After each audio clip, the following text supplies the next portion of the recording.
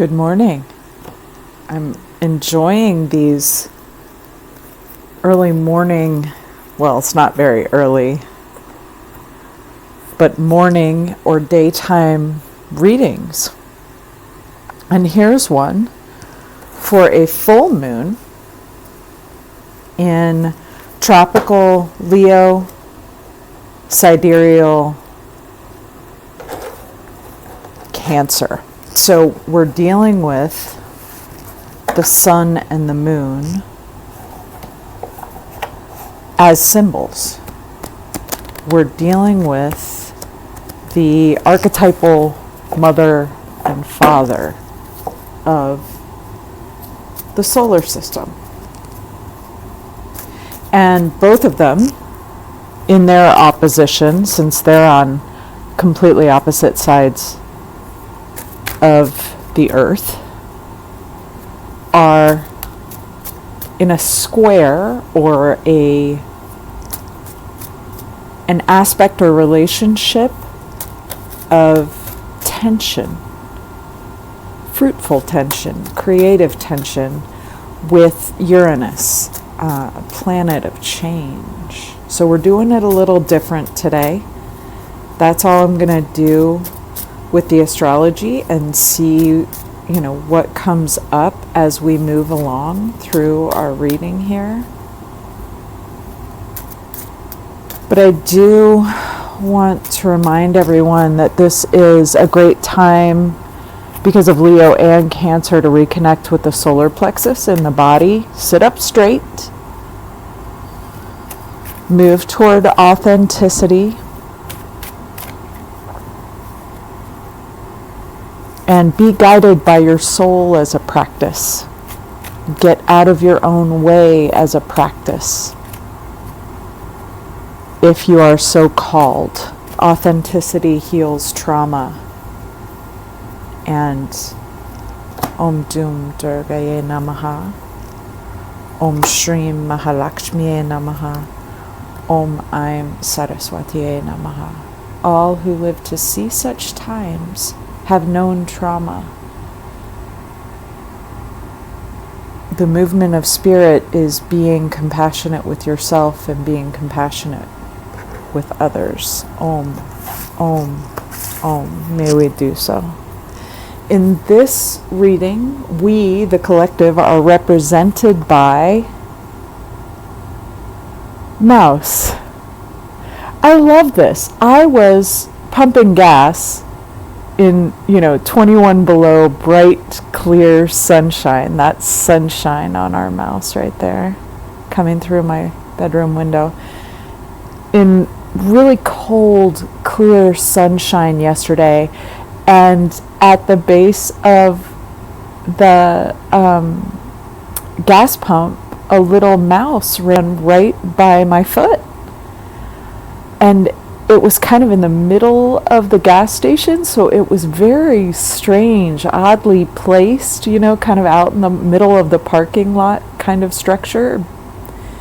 I had no idea where this one had come from, likely, near one of the garbage cans or something like that. But mouse is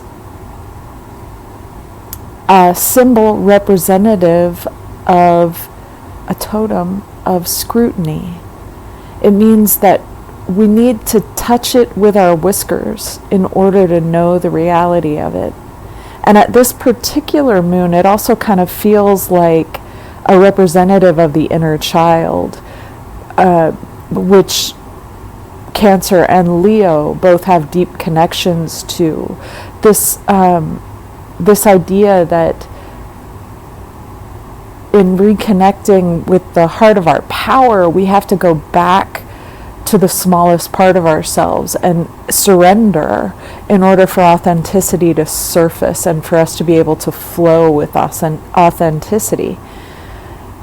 We need to prevent our central nervous systems being hijacked by chronic problem solving, and let ourselves be a little out of place. Let ourselves be the observer, be a little detached from what we're seeing, so that we can, be in our body awareness. This is an animal very much like the snake, which has lots of symbols at this particular moon, since it's in Aslesha in the Vedic nakshatra zodiac, the lunar zodiac. These two exist in relationship, and I think that's what's being called into our attention with this card, is that our relationship, not only to each other but to ourselves, needs attention, and not the chronic problem-solving type of attention. It needs a diffuse, artistic, creative attention, not the kind which shames and blames.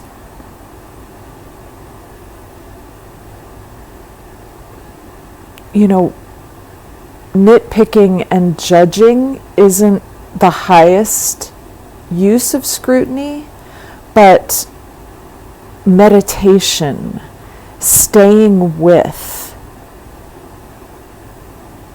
inspiration, self-definition, when someone tells you, you know, that you're being selfish or you should pay attention to my cause. Should you? Is that your relationship, or is that their relationship? What's mine? What's yours? And is it okay for me to have a boundary of observation? Many questions come with the scrutiny card, which is a 2, reduces to a 2. So it is, in my mind, about the relationship between subject and object, space and time. That's the center of our spirit animal mandala for today's full moon. We are crossed by the spiral dance. Very important. Epoch and ellipse. I'm sorry, let me say the word epoch and ellipse. This is the healing spiral, though.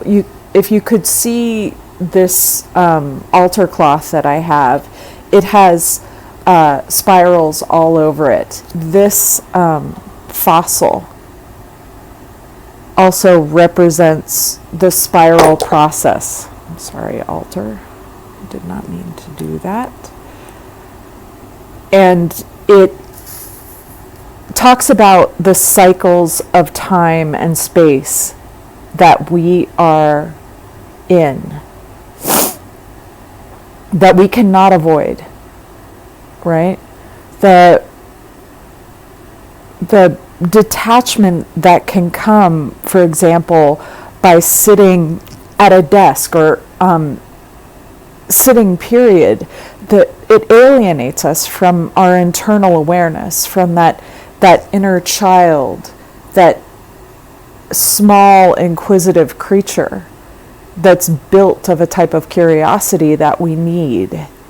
And this lack of curiosity that comes from overwork, from overwhelm, is what's crossing us at this moment. It's the kind of objective time that destroys the spark of inspiration. Lunar time is subjective time. So this is being shown to us what is keeping us away from our body awareness, fully processing our feelings at this time. What is drawing us away from our needs. Again, judging won't bring creative spark.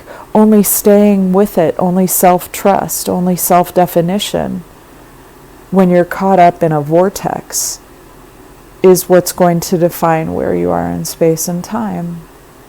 And this cycle, like all cycles, will eventually pass.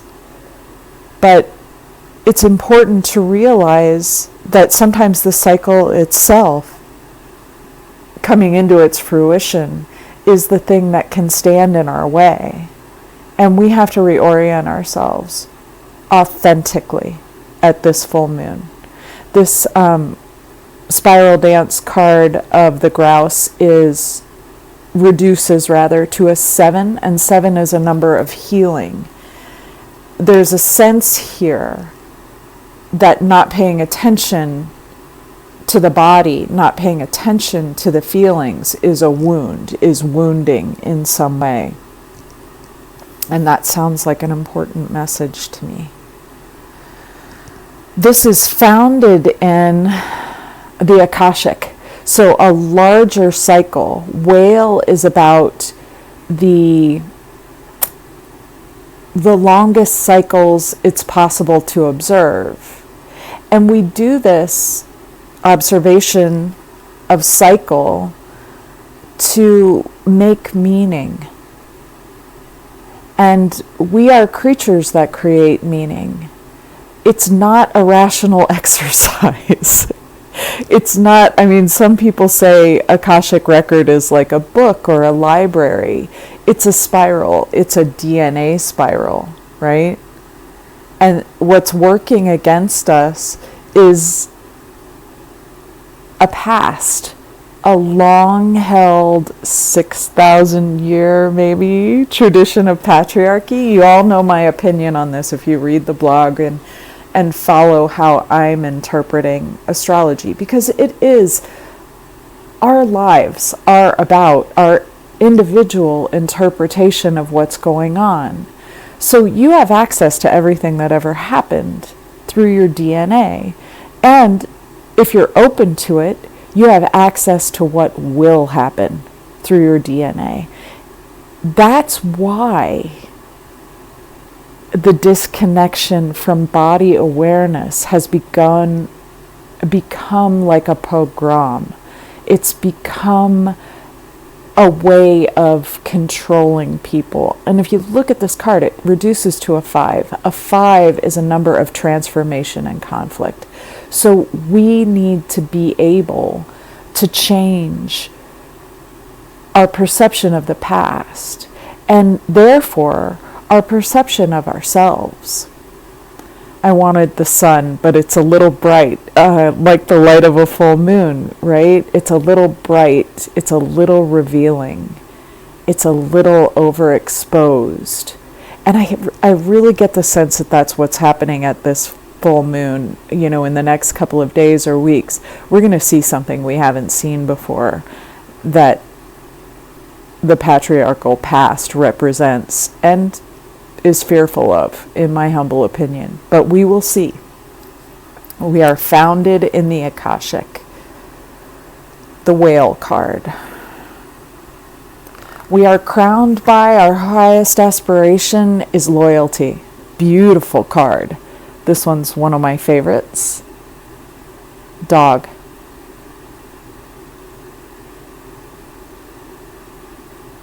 This card speaks about that meditation, that staying, that marinating in the emotions that we can use to counteract the time, the objective time that kind of destroys the spark of inspiration. If we endure, if we remain loyal, if we stay with our feelings and emotions and don't abandon them, if we follow them out to the logical conclusion and don't jump to collapse the wave function, don't jump toward judgment, if we abide with the process, that is the highest we can do. Our critical problem-solving mind will tell us we can do more, but I'm not certain that's true. Also, a 5 card. So these two things, the highest we can hope for and the depth of origin, are balanced here. And very important that oppositions can provide us with balance. We can see clearly. May it be so at this full moon. We're moving away from prayer and abundance. So what we have called in, what we have consciously called in, has ripened. What we rationally apprehend has come to fruition. It's a 19, it reduces to a 1. 1 is the spirit of the sun, the one without a second. And there's a way in which this card is representing conscious aspiration. Self-definition can only really get you so far. You're in a relationship to an immortal earth. And all parties will have their say in relationship. That's a good thing. It teaches us respect. It teaches us to be humble. And prayer and the hope for abundance is at its zenith right now. I can't imagine that we can go on this way. There's not enough glass, plastic, or oil in the earth. And we all know that this way of life needs to expire to lead to another way. What we don't know is what that way is, and it gives us, lots of anxiety. But we don't need to have it if we put the work in. If we put the spiritual inspiration into our lives, what comes for us next will build on that. Prayer and abundance is what we're leaving behind. What we're moving toward, building. There's work ahead. I don't think anybody thinks there isn't. And we're all kind of tired and exhausted. But one of the ways that exhaustion has been described to me recently is loneliness. And living in separation is indeed lonely and has gone on for some time. This is a 4 card. 4 is foundational. 4 is directional. And there's a sense in which, from a full moon, even if we're seeing things we don't like, which, plenty of us are, I think all of us are, there's a new foundation being laid in this situation. And it, like any other part of creation, emerges from relationship with different entities and with different aspects and with different placements. Our faith will support us, and we hope that grace will come to meet us in our now moment and all the moments moving forward. We are moving toward building.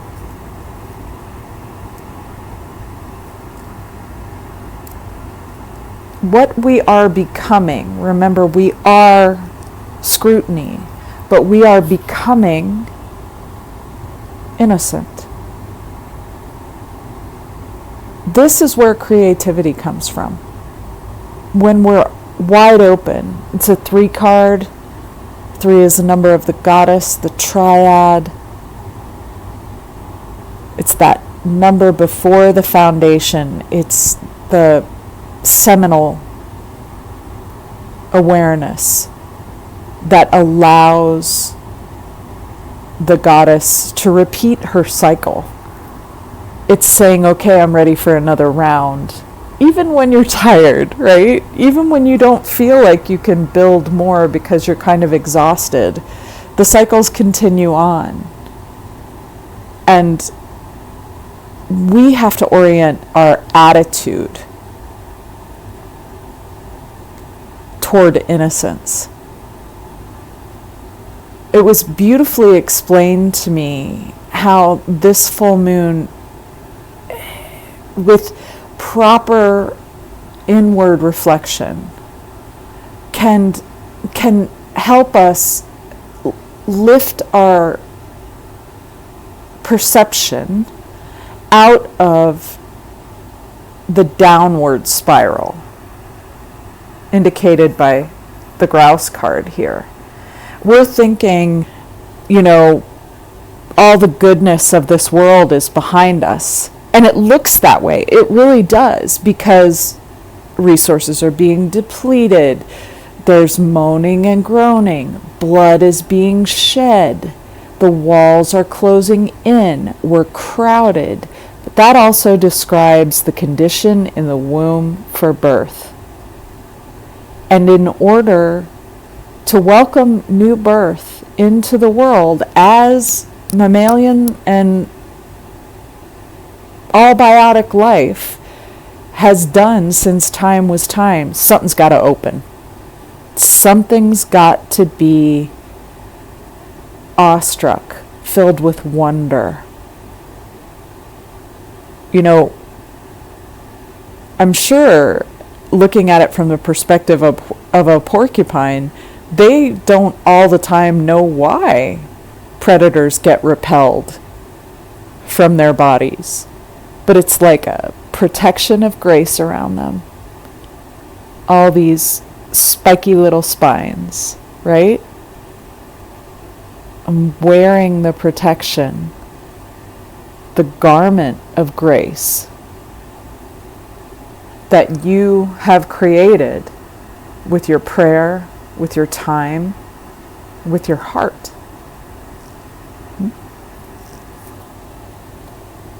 Innocence. We are becoming innocent again.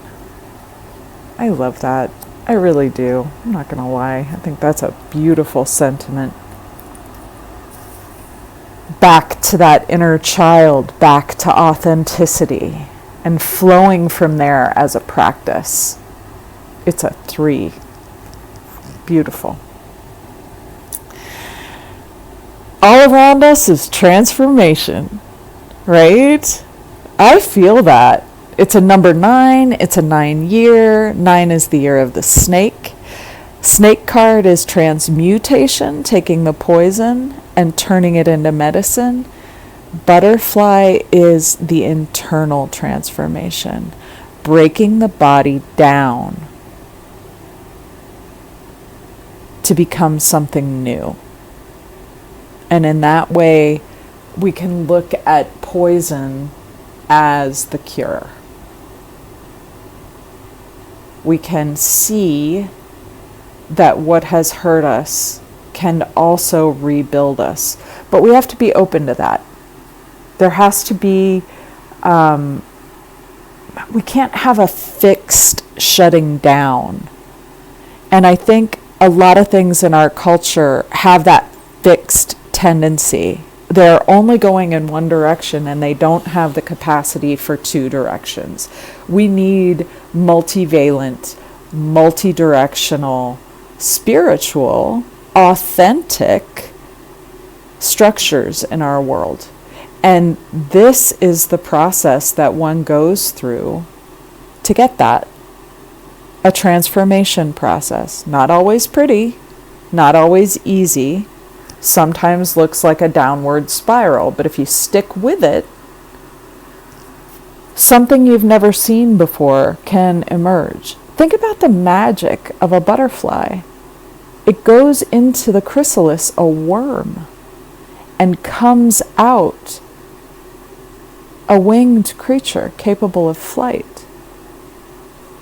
There's 2 ways to tell a story, and one story is death and the other is birth.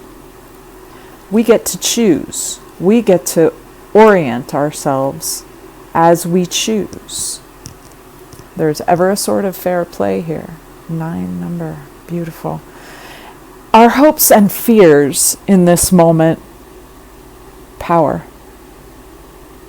And in the blog, I have written a lot about the perception of power, the parental units, and how power over has been a feature, not a bug, of our culture.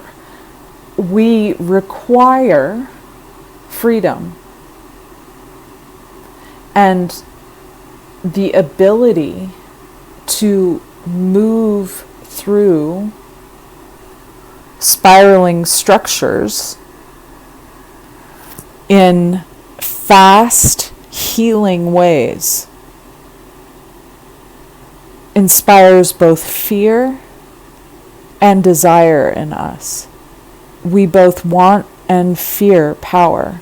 And our relationship to that needs to be internalized. We need to look at our own personal relationship to power and how that could change.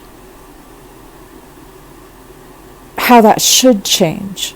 Of course, that's an internal choice. That's an internal decision, how it should change for you.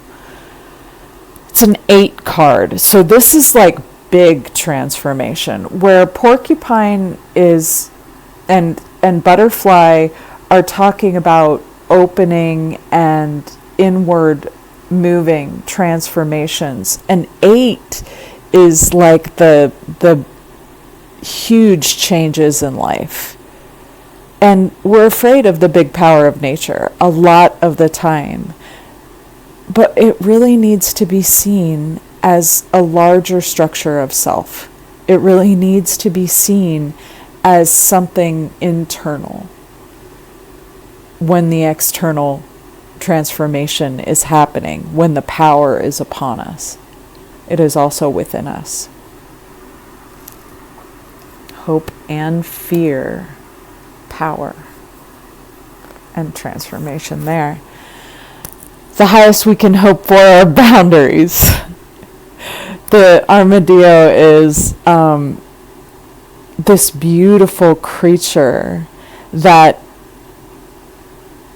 rolls itself into a protective device. And, sometimes when you're caught in the spiral, the best you can do is emulate the spiral and be the one that rolls and flows with the changes. When your central nervous system gets hijacked and chronic problem solving has all of your attention, you can't really flow with authenticity. We don't want to be saying here that there's no time to be self-protective. Spirit is whole.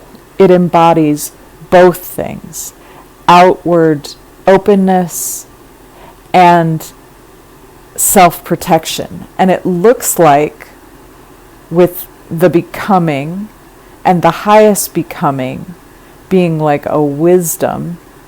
I mean, if you look at these 2 cards, we have an animal that repels through its sort of innocent, constant armoring. And then we have one that has a selective, okay, I'm going to let you in, I'm going to not let this other thing in, kind of protection going on. But both of these cards speak about protection. And I think that's important. Protection from power, protection from the past, protection from the cycle and the spiral of the moment, so that we can build on what we've prayed for, so that we have a sort of discernment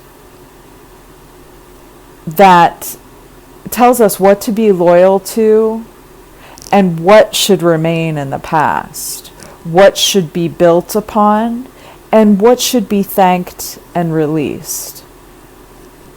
This innocence changes with its exposure to power and with the power that it retains.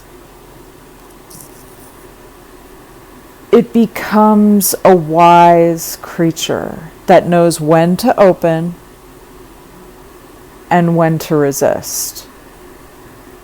The entire reading is about distraction. This is, the opossum card is always kind of contextual for me. It's a 5, so it in some way relates to our fixed past. The the ideas that we believe about what we can do and what we can't do based on what we've already seen. Opossum is the creature that plays dead. It is the creature that can even emit a death musk, and it eludes predators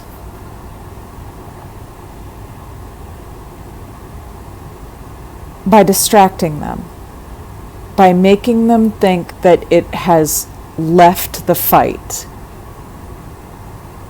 Which isn't to say that they don't ever fight. Sometimes they do. But like the armadillo, right? This whole reading seems to talk to when to know, how to know when to be loyal and how to know when to build a new structure. When your prayers have been answered and when they haven't. When you should engage with the powers that be and when you should lay back and let them think that you're disengaged from the fight. In a moment where we're facing the completion of a corporate coup that began in 2017, knowing when to act and knowing when to install a boundary is what we're learning. That's what we're becoming. We're becoming and finishing a creature that understands boundaries and limitations. I hope this has been helpful to you. There's more if you want it, but we're going to wrap this one up with deep thanks for your attention. Remember, it is the commodity that everyone is after. Be selective about how you use it. Thank you.